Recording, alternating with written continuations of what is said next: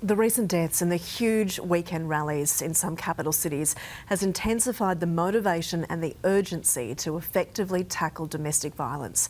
And some small organisations are already making a big difference. With us now, DV Safe Phone founder Ashton Wood. Ashton, welcome. Can you tell us a bit about DV Safe Phone, what it is and how it came about? Yeah, sure. Thank you. DV Safe Phone was set up kind of by accident. I'd cleaned up the house, filled the car with goods to donate to charity, and we went into lockdown, so we had nowhere to take anything. So I rang the only person I could think of who'd know what to do with it, an ex-police senior sergeant who works in domestic violence. I said to her, I've got a carload of stuff, where do I take it? And she said, Ashton, what I need right now are mobile phones. And why were these mobile phones needed? Why was a second phone in a household so important? She explained to me that the police and domestic violence agencies can have the best safety and escape plan out there, but quite often it's the mobile phone that's tracked, monitored or taken from the victim during domestic violence, and it leaves them with no way to call for help. So what's happened since you started this mission?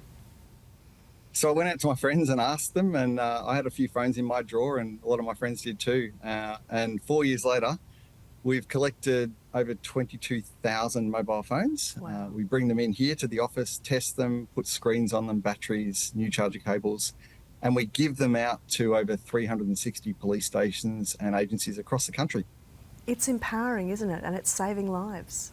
It is, and I think most of us have mobile phones sitting around. Their research says that there's 22 million phones in people's drawers right now, and 8 million of those phones work. So I've got a couple at home. Where can I drop them off?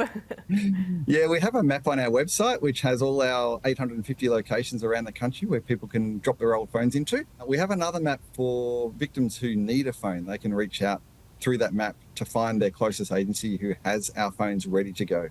We've all been so overwhelmed at the moment by the stories and what we've seen unfold in the last few weeks, and it keeps happening. This is a really easy way that we can help out, isn't it? It's quite a simple solution.